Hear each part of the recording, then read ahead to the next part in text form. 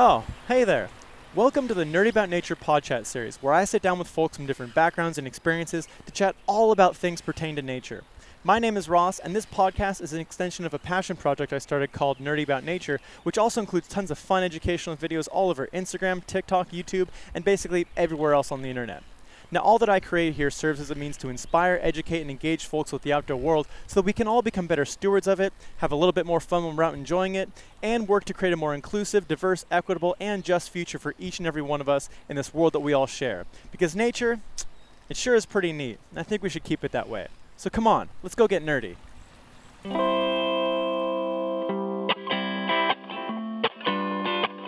Come and take a nature walk with me. We're gonna check out some really cool trees. We're gonna hang around and talk about all those things in nature that we can't live without. Let's go get nerdy, yeah, let's get nerdy about nature. Nerdy, yeah, let's get nerdy about nature, baby. Nerdy, yeah, let's get nerdy about nature. Come on, let's get nerdy about nature. Hey everybody, welcome to the Nerdy About Nature podcast.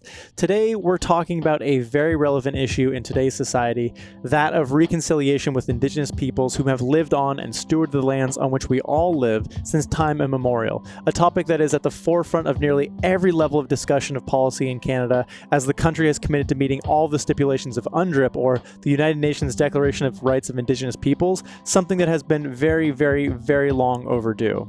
Now, there are many different avenues of discussions around this topic we could take, but today we're focusing on that of economic reconciliation and the ins and outs of what that even means. So I sat down with Michelle Laviolette, who is the Director of Indigenous Banking Strategy at Vancity, to go through it all and hear about all the ways that they are working to support and create opportunities for individuals and their communities to help build strength and resilience.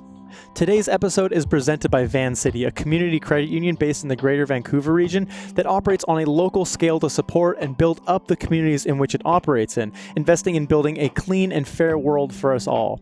Instead of investing in things like oil pipelines or wars overseas in order to turn a profit, like so many banks are doing these days, they invest in green technology, local businesses, and individuals to build sustainable economies here at home, and all of the profits go back to its members and the businesses they support.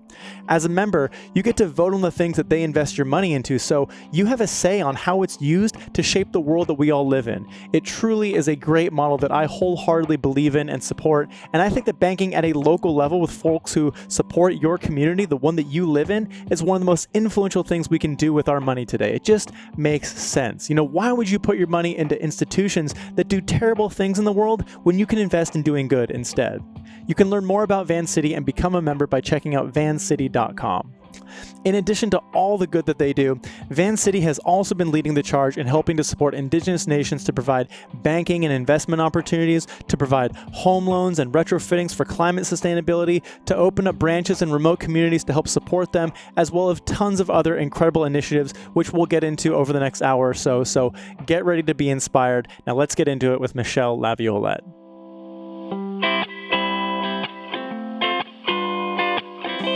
Okay, so welcome to the podcast. Thank you so much for joining me. Thanks for the invitation. This is fun. What a beautiful day, hey? Oh, are you kidding? I'd just like to stay here for the rest of the day, please and thank you. I know. It's amazing. I think I might, for those who are tuning in, because this is both a video and audio podcast. Right. So for those who are just listening to this, we are situated on the traditional lands of the Musqueam, Squamish, and Tsleil-Waututh nations, and we are right in front of a gorgeous little waterfall here in the middle of a forest that is Doug fir dominant.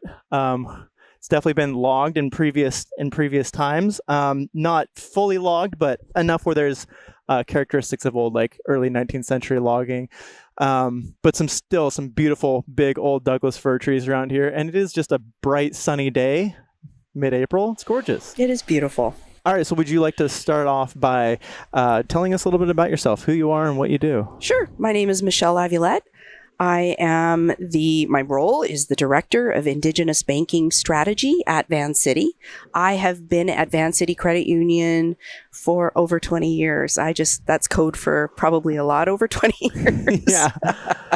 Double decades. Absolutely. And the reason why I've stayed at Vancity, Well, there's so many reasons I've stayed at Vancity. Vancity's, yes, it's a credit union, a financial organization that provides banking services to people, but it's different because it is a credit union, which is owned by its members. Vancity particularly has very strong community values and invests heavily in its values.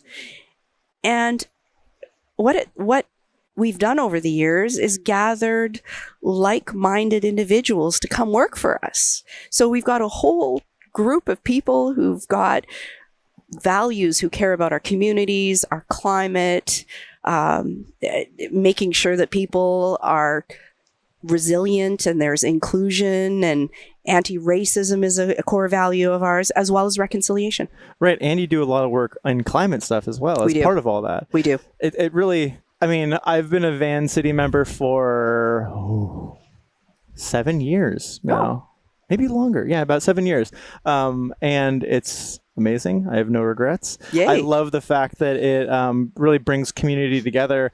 And I mean, the things that initially got me into it was like, okay, they're not a big giant multinational bank that's investing in oil and gas all over the world. They invest in communities. Like, that was like, I wanted to put my money into my community.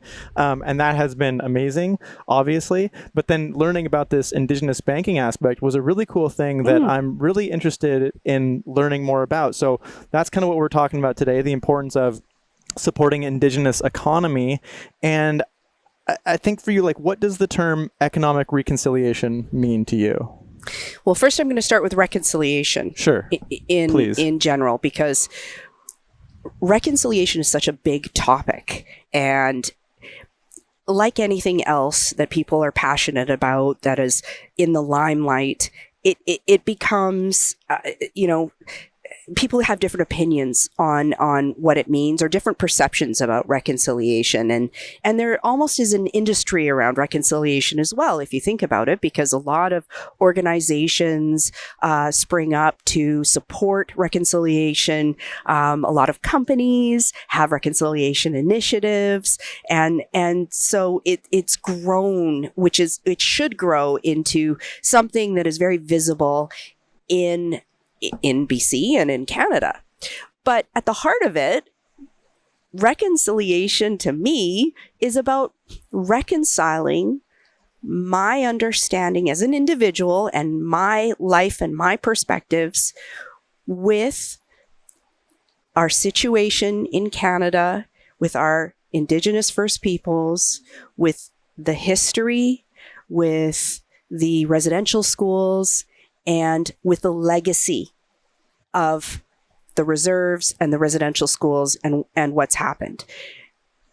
Now, what that means to me is I had to personally reconcile that my grandfather hid his indigeneity from his wife and family and didn't tell them that his grandmother was Ojibwe.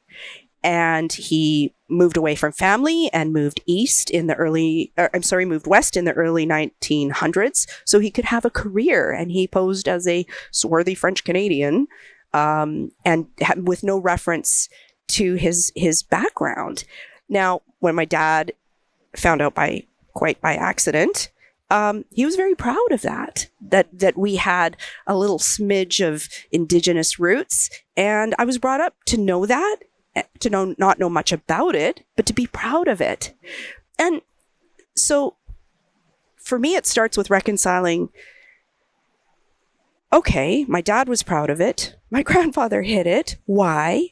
Growing up here in BC and having no knowledge of residential schools and that whole system as well, I've had to reconcile my own history with just not understanding the history of Indigenous peoples here. So that's where my reconciliation comes at its core. Then I'm part of Vancity, and we are really committed as an organization to supporting Indigenous peoples on their journey to remove barriers so that we can all be equal. We have our equal opportunity so that everybody in Canada has that equal opportunity. And we're very committed to that. I'm very blessed because I've had some amazing opportunities to work with different nations in my roles over the years, and to learn more on my personal reconciliation journey and Vancity's reconciliation journey about the needs of our local Indigenous communities and how we can fulfill those needs and how we can help. Mm-hmm. And there's so much to go into on all that. Like, so we will. I just want to backtrack a little bit. Was your grandfather alive when your father found out about that? Like, was there a chance for him to have a conversation about it? No. Okay. No. I mean, I can just like only on like a pure empathy level begin to imagine the sort of pain and trauma it would have been for your grandfather to have lived an existence where he wasn't able to be himself, or he had to make up an identity. And we'll never know. Right. We'll never know. All we know is that he left his family. He didn't have much association with his family, and, you know, moved out to Alberta from Ontario and had this new life. But this is, and you know, that's a small story, and everybody has a story. Mm-hmm. And you think about, though, there are such powerful stories happening all around us now, with coworkers, with friends who are facing significant challenges and struggles in their lives today as a legacy of their history. And that's that piece. How do we as individuals, and how do we as Vancity support so that Indigenous individuals have opportunities to thrive? Mm-hmm. Yeah, and I think to what you're saying, like, everybody does have a story, and there are so many stories, but like that shouldn't take away from any of them. Every story is like so unique and important in its own way. Like, your grandfather's story is like so important to know and share to a certain extent, that he would be comfortable and that you are comfortable, of course. But like, I feel like we so often in our society get into this state of like hierarchizing stories. Like, oh, that's an impressive survival story. That one deserves media attention versus these other ones that kind of go unnoticed because they fly under the radar, even though those lower quote unquote experiences and stories are so much more prevalent in society. Like, you have so many people that experience so many of these different things. And from an Indigenous perspective, if you care to share, go into it, like what, you know, the kind of history that has occurred across Turtle Island. Yes, we're talking about Canada here in this podcast, but this applies massively to the United States. So like, what has that sort of systemic, I guess those colonial processes over the past couple hundred years, like what sort of situations has that led Indigenous communities to kind of be in, and how do you aim to help through the work you do? Yeah, that is the question, isn't it? I mean, and it's also important to remember that for different nations and different communities, there's different opportunities and different backgrounds and different needs too. Like, you can't pan-indigenize either, and it's really, really, really important to develop relationships as you go along, to listen and to find out specifically what the needs are that need to be filled. So systemic needs, like across the line in banking, there's access to capital to start businesses, access to capital for large projects that nations want to undergo, be it creating housing or different economic initiatives like revitalizing fisheries and building potential harvesting activities, or even in the case of some of our urban First Nations, like right here in the Lower Mainland, building economic opportunities and buildings and capital investments. There's just a lot happening. And, you know, the thing we hear time and time again is how important it is to preserve land. The power, the rights come from land. And there's traditional and cultural and sustainability issues that all stem from land preservation, ocean preservation, species preservation as well. It's such powerful work. Like it's so exciting in that sense of like finally moving forward towards reconciliation after generations of oppression. So where does Vancity come in here? And how long is this a relatively new program? How long have you guys been operating in this space? Well, Vancity was an early adopter of supporting reconciliation. In fact, we were a founder of Reconciliation Canada and participated in the first walks for reconciliation that were held down here in Vancouver. And it really has been a passion of ours to respond to the needs of Indigenous communities when they come to us. So over the years, we have responded to a variety of different needs. This group needs a lending program. Great, let's do it. This group over here is looking for investment into a climate program. Great, let's do it. So I was brought on in this new role about a year and a half ago to actually create a strategy for Vancity to be more proactive and to be focused in what we're doing in terms of investment of time and money and people to support reconciliation in the best way we can using our special skills and our knowledge. So after a year of community consultation and research and talking to people, the three needs that come up again and again and again are the need for financial wellness and financial health, the need for more and better housing, especially climate-ready housing. That's hot on everybody's mind, given the heat domes and the flooding that's occurred in the last few years. And finally, support for entrepreneurs, because Indigenous entrepreneurs are the fastest growing set of entrepreneurs in Canada. That's incredible. Those are all subjects that I had in my list of notes and stuff to touch on because, like you said, climate and just finding new ways to adapt in a changing time is so pertinent to, our survival as a species, but also societally and culturally, like finding new ways to exist amongst these lands and do it in a way that leaves them in a better state for future generations. And I feel like that is one of those things that Western colonial culture, quote unquote, has just neglected. And you mentioned it earlier, like in working with individuals, like building that relationship.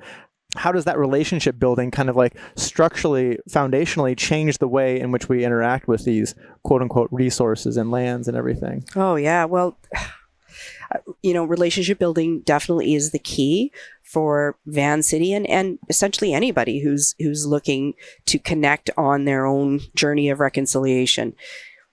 And the reason why is building trust and a culture of community and respect. Those are those core values of many Indigenous communities and many Indigenous peoples that they're looking for before building business happens, or as building business happens, or as working together in programs. It's about partnership. And so, I think the reason why Vancity is seen as different and is that our differentiator is we do show our respect for the lands in terms of our climate investment, in terms of sustainability investments we've done in the past, and also our commitment to people with investing in removing barriers to individuals to access financing or, whatever it may be to help them on their health, their whole health life journey as well. So relationship building definitely goes hand in hand with all of that. Right. And strong relationships. It's more than just like a one-off transactional thing where it's like, and kind of classic, what I always think of like classic banking, like Wall Street kind of mentality is like you pitch a project, this is your ROI. Can I get an investor? And then like, it's just very short term. Whereas you're focusing on forming long-term relationships, not only at the beginning of the phase, like, getting the project started and then implementation, but then like long-term into like well into years of operation, which is so different, Yeah. And when you think of, an Indigenous member, there's a lot of legacy nervousness about dealing with institutions. Something that's perceived as an institution, because there's an association to a lot of pain and a lot of fear with institutions. We had my team had a woman reach out, an Indigenous woman reach out, because she'd come into some money. And her comment was, can you please help me find somebody potentially who's Indigenous to help me so that I feel safe? Because to be honest, I'm so scared of dealing with a bank, but I'm more scared of losing my money because this is the first time I've had money. So, whoa. Here we are. We're Vancity. We're super friendly. Walk on in. We're the kind of an unbank in the sense that we're community oriented, and we still have people now scared to come in and talk and ask for help because of this institutional association. So there's a lot of work to be done, and there's so many nuances like that where we've also had to address identification challenges. We accept Métis cards as valid identification, where that may not be considered valid identification elsewhere. And we've heard of many very public issues when it comes to presenting status cards as identification as well. Yeah, there's a lot of healing and a lot of learning to be done there. Would you consider the work that you do like decolonial efforts? I mean, because in a way you're changing the framework in which like a system that is so well established, not only here on this continent and in this country, but like around the world, you're changing the way that it functions. You know what? I'd like to say yes, but I think the word decolonial is super hard to wrap your head around. Because when you're looking at something through this one viewpoint, you can acknowledge there are other viewpoints, but when the systems work in a particular way, there's only so much that you can decolonize it and remove that system when you're in that system. So I think what we're really striving to do is bring that awareness of how those systemic issues are barriers today, here and now, and what can we do to remove those barriers? Now, you can call that our attempt at decolonization. Maybe it is, and maybe it's not, depending on how you consider the word. But for me, the important thing is what are we doing to help?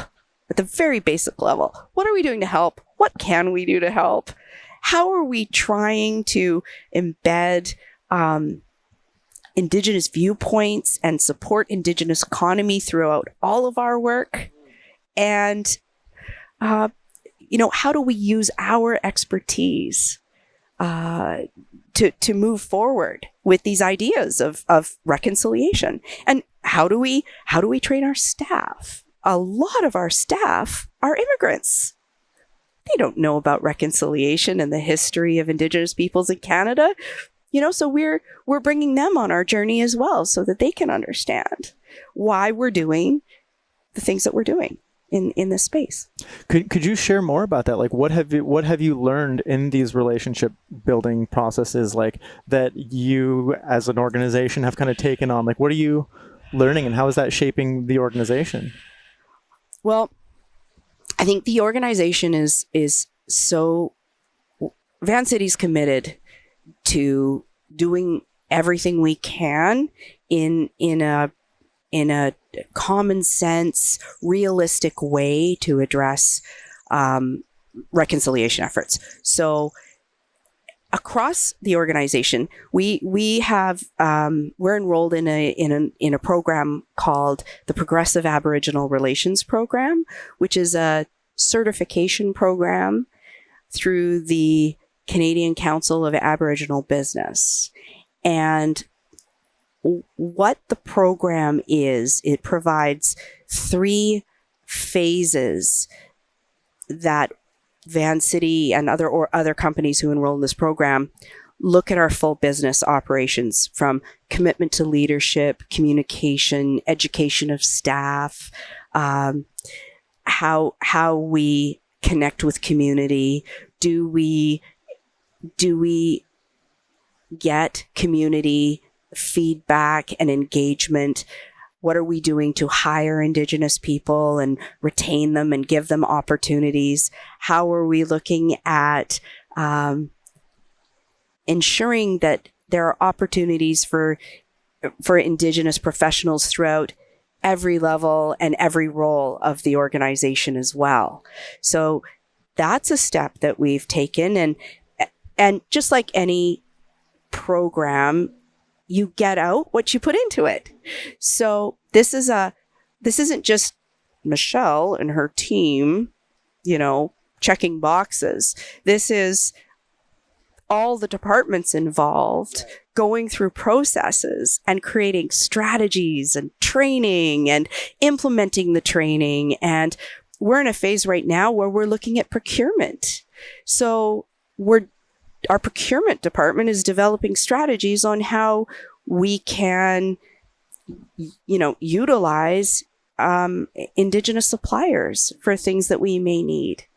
And just being aware of that as an economic activator is really important. Totally. So that's awesome. Many things we can do. And, we're super committed. And I love to hear that, especially from an organizational perspective, because there are so many different things that needs to be done in so many different organizations, but it takes a lot of work and commitment. It's not just like a one-time kind of marketing campaign, which I feel like reconciliation gets used as way too often than it should be.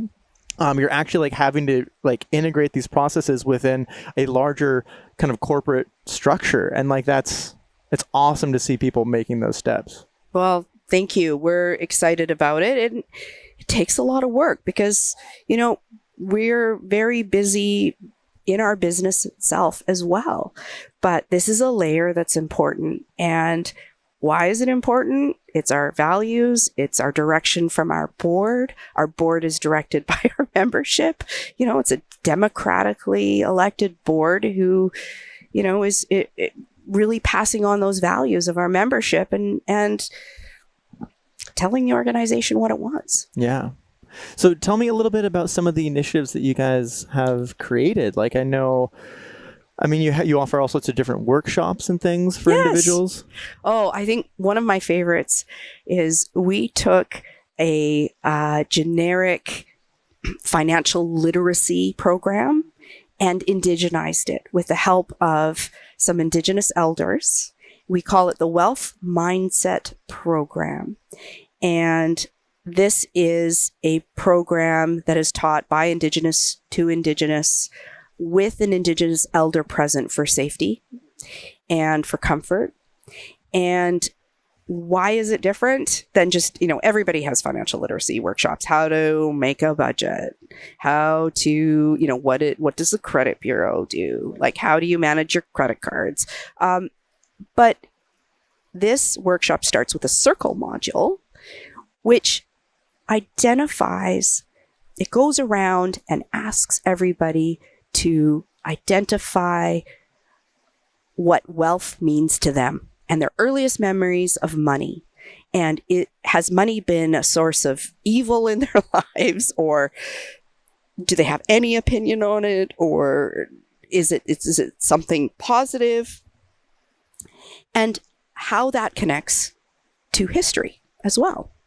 And it is amazing. That circle module, when the participants get to speak and investigate and understand that, you know what the biggest comment coming out of the circle module is from our Indigenous participants? It's, I didn't know it wasn't my fault. I didn't know that my history brought me to this place. I just didn't know, and now I know. And when people have a personal process and a personal revelation, then they feel empowered to take the budgeting part of the workshop and activate it. They actually feel like they can do this because they've connected to their own sense of money and wealth and why they are, and any negative feelings about that can now be put aside. So it's a super powerful workshop. We host them ourselves with our staff. We actually have an Indigenous resource group of many of our Indigenous employees belong to this group, and they're trained to host workshops or support workshops as well. Like within their communities? Yep. Yeah. Or within the Vancity partnership community, right. When people, when we have organizations reaching out and they want to have wealth mindset workshops, we have staff, and then, even staff throughout the organization are trained to support that and connect. And we've also partnered with Métis Nation of BC and also Stolo, and granted them funds to hire facilitators and to go out in their communities and deliver wealth mindset workshops as well. And one of the things that we're going to be doing this year and next year is looking for more opportunities to give the program away, because this program needs to be held as much as possible. Right. Yeah. So it's not a possessive thing that you guys are doing on it. And I love that too, because it's such a better way of thinking about it. So often those like financial literacy frameworks or any of the gimmicky stuff that you kind of see on Instagram and stuff, like try my 10-step program to like becoming a millionaire. Like it is just like blanket, like anybody can take this and you're going to figure it out. But like taking a more nuanced approach where you're letting people find their own connection to it. And in doing so, finding healing, which I feel like is the first real step in then being able to have a positive or healthy relationship with it. I mean, like even myself as a settler, like I have horrible traumas around finances and stuff. It's just something that is like so embedded in our society that like seems to hyperfixate so much on wealth and capital and being quote unquote successful. So, being able to like help people through those issues and then get to a better place where they can then enact in like an empowered way to do better is super helpful. Yes. And I have to brag about one more amazing initiative. Yeah. We've had a retrofit, a home renovation retrofit program that we're very proud to have piloted last year, and we're looking to continue, where we worked with a few nations to fund home energy efficient renovations for homes on reserve. And so is this things like heat pumps and like updating them? Yeah. Yep. Heat pumps, windows, doors. Not only does that provide comfort and, increases the longevity of the home, especially in some wild climate times, but for more remote locations, there are power blackouts. Being able to have a more energy efficient home is definitely empowering in so many ways. So, it's cost savings, resource savings, like less money powering a generator during those blackouts, like all sorts of stuff. Yeah. Hydro's expensive in remote communities. Yeah. People have big bills and their energy gets shut off. So yeah, we're really excited about this program. The more energy efficient see that we can promote. Obviously, it's just better for everybody. It's better for the climate.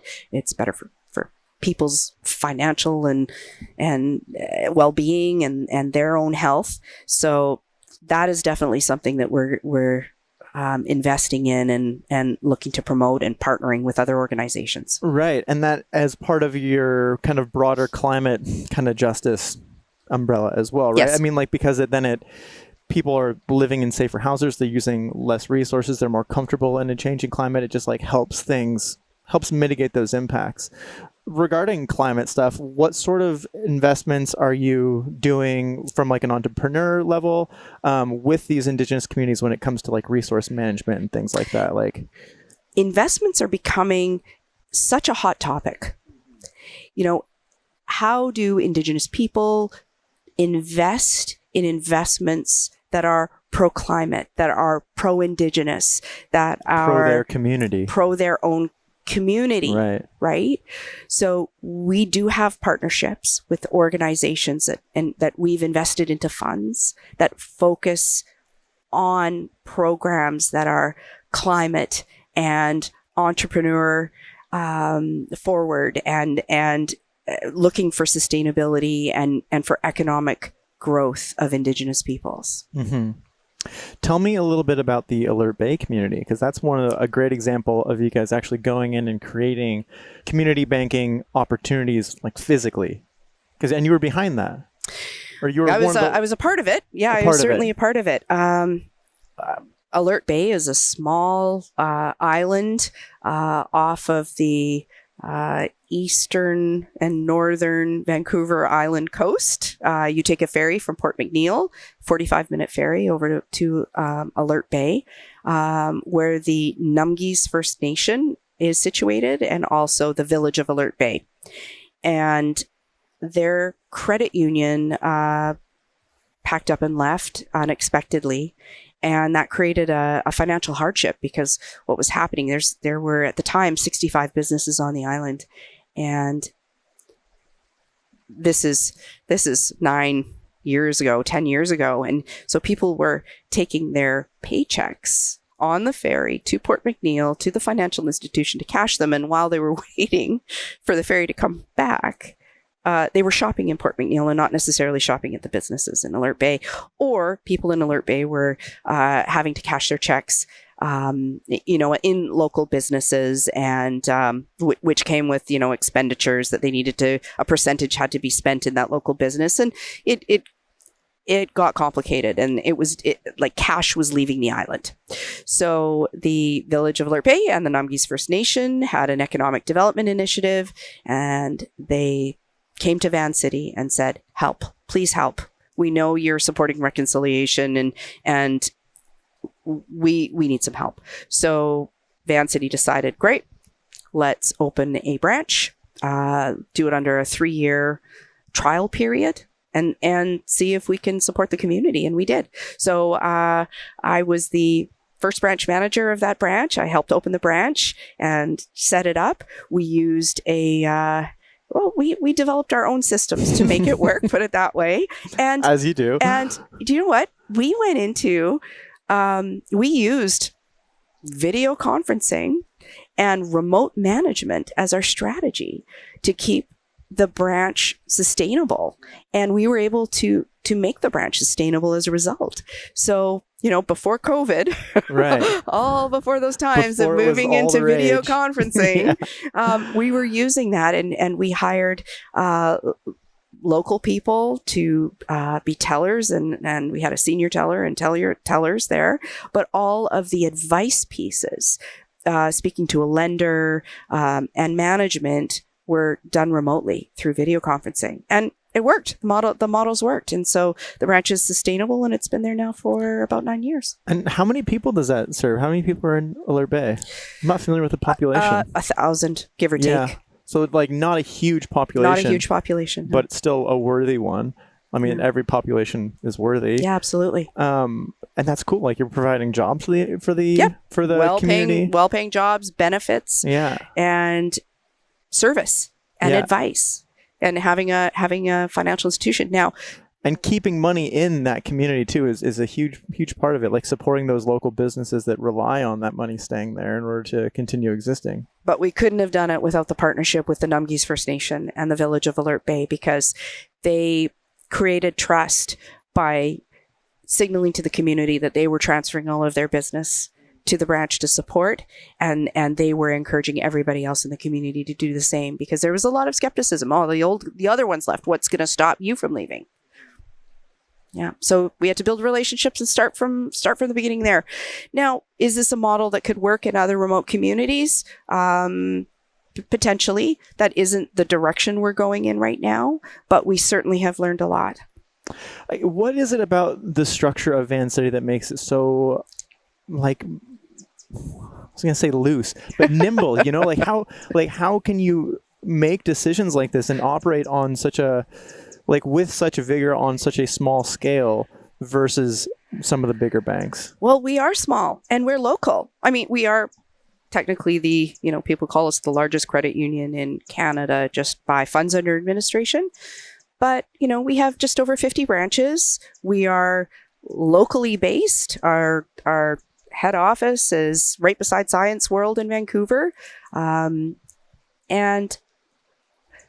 Vancity has a legacy of trying new things and innovation. We have an appetite for innovation, and that's our niche. I mean, so what can we do?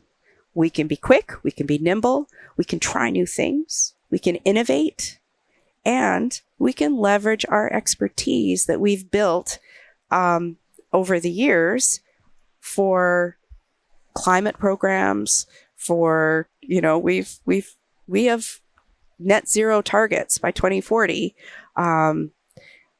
We have financial resilience targets as well.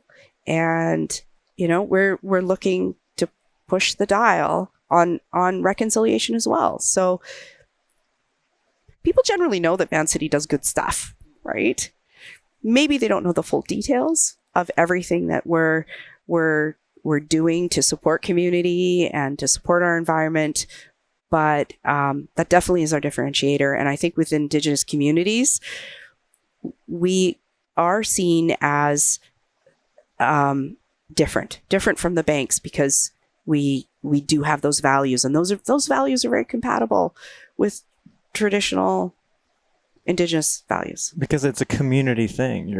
The profits that you make go back into being invested in the community, into the members, and it's like decisions are driven by the members. Yes. Like it's so much different. And I think that from like a nimble aspect of it, like from being able to have that mobility, like it allows you as a business to kind of like jump on opportunities when things start to shift on like a social dynamic level to support Indigenous nations before it's like a big kind of thing that the bigger banks are able to finally justify doing because they have enough support from whoever, members or funders or whatever it is. Instead, it's driven by the community and with the ultimate goal of helping that community reach a better place. Yes, we have that little niche. Yeah. It's funny to me because like the idea of a co-op, it only exists in select few things. Like, obviously co-op grocery and gas thing where you're kind of supporting your local community. But then like banking, it's like, how is this not just the model? Like, how is it still niche? And then furthermore, and like every business to some extent should be a co-op. From the coffee shop down the street to the restaurant, like everything, like if it was, there'd be a lot of benefit to the community and to co-op ownership. Yeah, absolutely. It's a great model because it does encourage efficiency. It does encourage innovation and building profits, but those profits circle back. There's that whole reciprocal element to it where the profits are reinvested into community and into the shareholders, which are the members. Mm-hmm. Yeah, and it keeps things from going to some outside source. When you think about like going and buying things at like even like an Amazon or Walmart or something, like all the like slim numbers of profits get chipped up to Bezos at the top, and instead with like if you were like more inclined to invest your money by purchasing from like a small business that had the same product, those profits would just go back into making your community better and stronger, because then you have businesses like that operating who are then putting their money into your business that you operate in that community, and so on and so forth. That's right. It's that community model. The dollar that you spend at your local mechanic, then he spends it at the local restaurant, and then the restaurant owner put some of it into their local Vancity branch and takes some of it and spends it at the local grocery market. And then that person the dollar just revolves in the community. So I think like taking that idea, bigger picture, we've talked a lot about like Indigenous banking and helping Indigenous communities reach financial kind of stability. From like a broader societal sense, like what are your kind of takeaways for like more social and community building, even between Indigenous and settler groups, like especially in urban environments like this here, like. Yeah, I honestly, don't be afraid to ask questions. Don't be afraid to be honest and develop relationships and to say hello. Please understand that many Indigenous peoples are also inundated by well-meaning people who are on their journeys of reconciliation. And sometimes, local Indigenous people just don't feel like they need to be everybody's teacher. So make sure you educate yourself. There are so many amazing online courses out there that explain reconciliation, the effects of residential schools. There's podcasts. There's a lot of literature, websites on local Indigenous nations and initiatives. If you're curious, there's a lot of avenues to learn and educate yourself, but also develop relationships. People are people. And that's what reconciliation is about. Chief Robert Joseph, from Reconciliation Canada, there it is. Namwayut. We are all one. That's what it's all about. Yeah, and I think the what you mentioned there about everybody kind of like being on their own journey and it being at different parts of their own journey is also, it's such a crucial one to kind of hold and to consider that, like, it's so easy to just like make broad assumptions about communities or groups of people being in certain places, but like we are all coming from different places and all kind of experiencing different things, and that dictates how we relate to everything else in our world. And it's a case-by-case study, Exactly. And when you sit down and talk to somebody, you'll find your similarities. You really will. And that's what it all comes down to. So looking into the future, what opportunities do you see for Vancity and other financial institutions to support Indigenous economic reconciliation? There's a lot we can do. There's no doubt about it, because a lot is changing. So we have to stay on top of our relationships and understanding the landscape, the political landscape, the transfers of wealth that are happening, the rights and title with land. There is so much happening at an incredibly fast pace. And the more relationships we have, the more we can understand the needs as they change. So definitely number one, you're always going to hear access to capital for entrepreneurs, for nations, for Indigenous organizations as well that are looking to provide services to Indigenous communities. Financial institutions have to provide good advice, but to provide good advice, you really need to have one-on-one relationship building and trust, because ultimately, you're going to feel more comfortable in talking your finances with somebody who you've gotten to know and that you feel has your back and understands where you are and understands that it doesn't matter where you're starting. You're just looking to get from here to here. It doesn't matter if you're starting here or there. You're just looking to move the dial and to do something with your financial future. It's the same with anybody, and it's the same with Indigenous communities as well, and Indigenous peoples, and the nations and the organizations. So it's also, of course, we can support different initiatives and invest in different initiatives and grant to organizations that are creating change in climate and financial health and inclusion. We can buy our products from Indigenous vendors.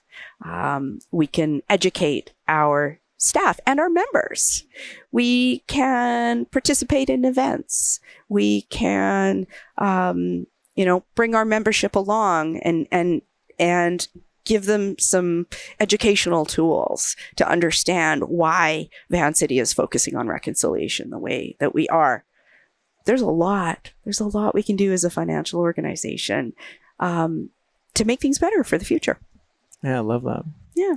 Do you see any challenges in working within like a capitalist model? Like, you talk about like getting access to capital as being a huge thing, but there's also an element of like needing to reframe our relationship to capital, because we're taught at a very young age within the society that like more capital is always better, and you should be investing and extracting as much, return on that investment that you can have. And I mean, going back to how we began this episode here, talking about these forests, which were initially by settlers viewed as solely for their resources as timber, not taking into account the value of these forests as like healthy functioning ecosystems with this gorgeous little waterfall here with these like healthy hydrology cycles and biodiversity and all this stuff. So how do we continue to, or I guess what sort of challenges do you see in, focusing on capital, but then also doing it in a way so it keeps these systems intact and healthy for a better future? Oh yeah. No,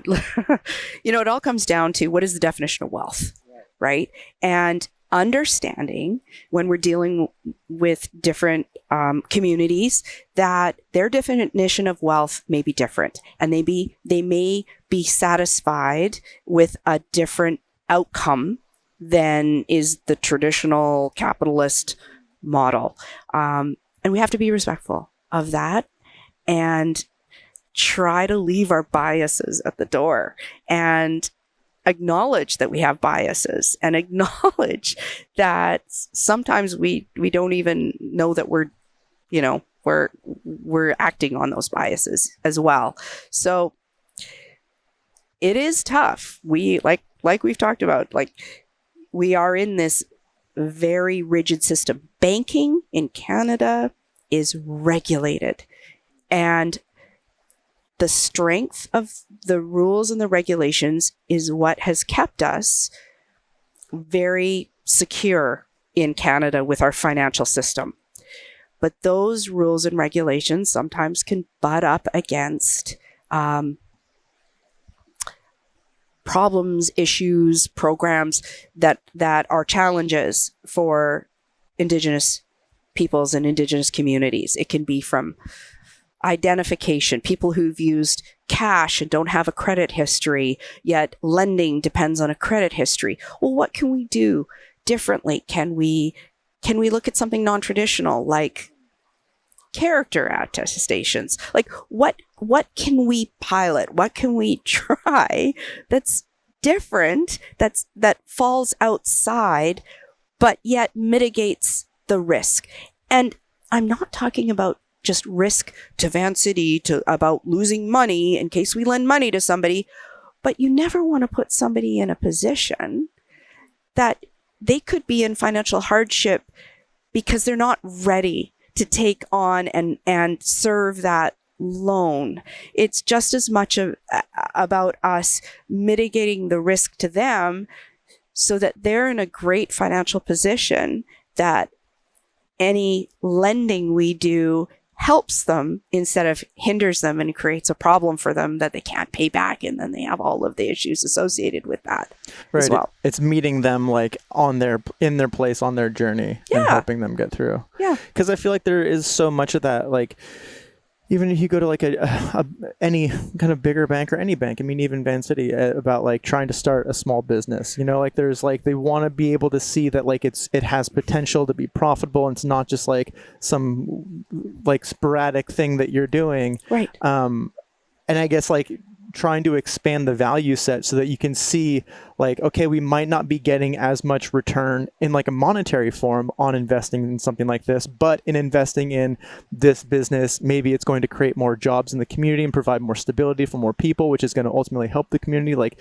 I feel like it's difficult within our framework to get banks and businesses thinking longer term about these things, about the impact of their business in the community, rather than just like, how much money are we going to make in like a 2-year period, to pay back our investment type thing. Well, not Vancity. Yeah. Is there anything else you'd like to kind of add or touch on this that we haven't talked about? If you're going to do business with an organization, why not choose a business where you get the products and services that you need, but they're also investing in values and community and climate and environment and reconciliation and racial justice? Mm-hmm. Why not? What can the average person do to support causes like this, to support Indigenous businesses, and like, what, I mean, besides the obvious, like join Vancity, help that, but I mean, like, like in from like a day-to-day embodiment of like helping to create a better future, what can the average person do? I think it all comes down to your own personal reconciliation journey. What do you know? How do you relate and reconcile your knowledge of the history of Indigenous peoples in Canada? And now, where are you in your life today? And what opportunities do you have to educate yourself, or buy coffee at an Indigenous-owned business, support an entrepreneur, support an Indigenous artist, go to a powwow or a potlatch that is being hosted by your local Indigenous community. Participate, understand what Orange Shirt Day means, and participate in events that celebrate reconciliation. You'll meet some great friends along the way. Yeah, I love that. And if I could add a bit from my personal experience there, I think a lot of it is like also learning to recognize how you came to be where you are, both physically and socially, like recognizing the privilege that has come from like a lot of the colonization that like a lot of people here benefit from, simply from like their family history, or just like immigrating as a white person or something. Absolutely. Like there's so much of that goes unnoticed, and people don't really think about that. And then trying to find a way to like exercise humility with that, and then use that position to work to uplift people who maybe don't have that same privilege. Yeah. And, I've thought about this a lot. And I think many generations, many parents are looking to provide their children with a better life than they had themselves. And there's nothing wrong in that.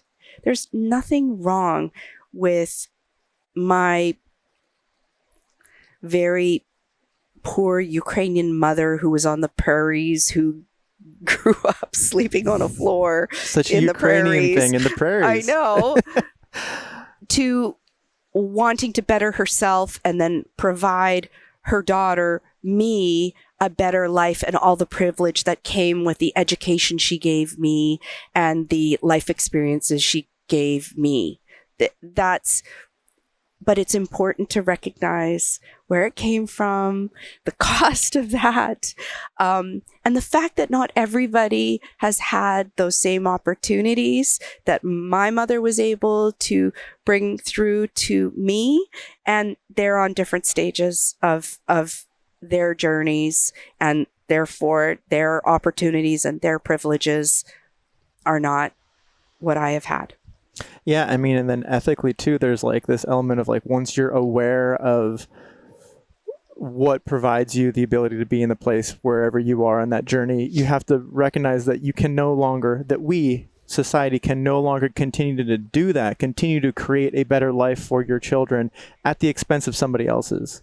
Yeah. And I think that is like the hardest thing of like the idea of responsibility. So often this trope is thrown around of like, oh, well, like I wasn't the one who, colonized this area, like not me physically, or I didn't have slaves or whatever it is. It's like you're still benefiting from it. And we need to like look beyond that and recognize that just because you didn't physically do any of these bad things that our history came from, doesn't mean that we don't collectively have responsibility to do better together. Now that's a powerful statement. That's a powerful statement right there, because there are terrible things happening every day. And, if you think about how many disproportionate amount of Indigenous people are on the downtown east side, the disproportionate amount of Indigenous people who are in prison,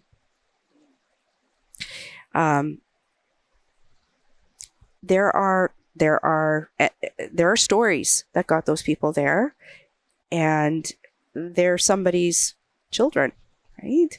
And there's tragedy. What can we do? How can we support? How can we not judge? And how can we listen? And how can we help? Mm-hmm. And how can we do it united, like where everybody is actually included, and it's not just like the upper wealth category, Yeah. Yeah. Yeah, it's for everybody. And, Yeah.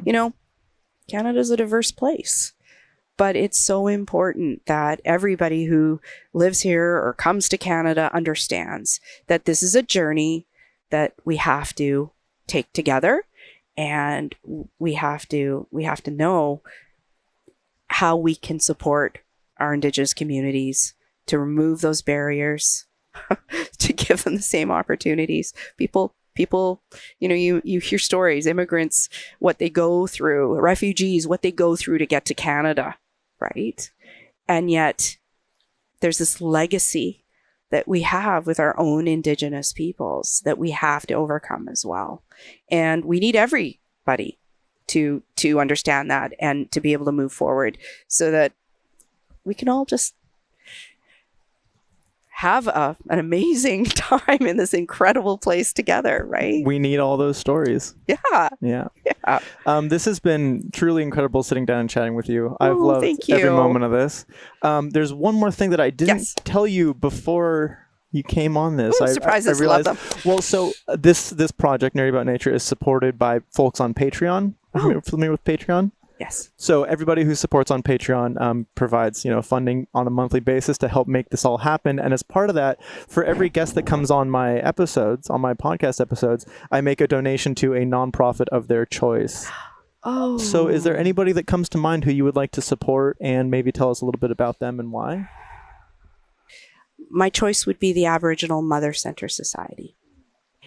Because today my heart is remembering how many Indigenous mothers can struggle with motherhood, and they need support, and they may be overcoming, legacy issues from their history, and they need support to be good mothers and connect their children to their cultures and to give them good futures. And at the end of the day, we're here because we care about our communities, and it's about our future generations and having our beautiful forests for our future generations, our wonderful climate, having people wealthy to their definition of wealth and healthy. But it starts with those children and giving those children a chance. So that is why I choose that today. And what's the website there? Oh, let me get that. aboriginalmothercenter.ca. .ca. Okay, amazing. Thank you so much. That's so great. So everybody who supports us on Patreon at patreon.com/nerdyaboutnature, that will go towards supporting that. And hopefully people can make their own individual donations and do that to continue supporting good work. That would be great. Thank you so much. Thank you so much for coming on the podcast. I This really has been great. enjoyed it. This is fantastic. Yeah. And thank you for picking the best place I've ever had It's not bad, eh? podcast or interview or... Oh, and we got the sun coming through Look the at trees. It's this. just It's lighting up that amazing. waterfall. It's beautiful. Everybody, come down here. So dang inspiring. You know, with so many things shifting and seemingly up in the air these days, I love hearing of folks doing good, hard work to help create a better future for all of us amongst the chaos. It's kind of comforting, don't you think? You can learn more about all that we talked about today by checking out vancity.com, which I'll include in the show notes, as well as a link to check out the Aboriginal Mothers Center, today's recipient of a donation made thanks to those of you who support this project on Patreon. Nerdy About Nature is an independent passion project that aims to educate and inspire action for a better, more inclusive, informed, just, diverse, and equitable future for all of us. And if you're enjoying these podcasts and all those fun, silly, goofy educational videos you see all over social media, then you can help make it all happen by becoming a Patreon supporter at patreon.com/nerdyaboutnature, or by making a one-time donation or getting some sweet Nerdy About Nature merch at nerdyaboutnature.com. All of this support goes into giving us the stability to continue putting time, energy, resources, and research into all these various topics to continue making content that aims to educate, inspire, and shape a new future for tomorrow. So if you're enjoying it, then we'd really appreciate your support so we can keep on doing it. Either way, so stoked that you're all here engaging and learning, and I can't wait to catch you all next time. This episode of the Nerdy About Nature Podchat series was produced by me, Ross Reed, and made possible with support from individuals like yourself.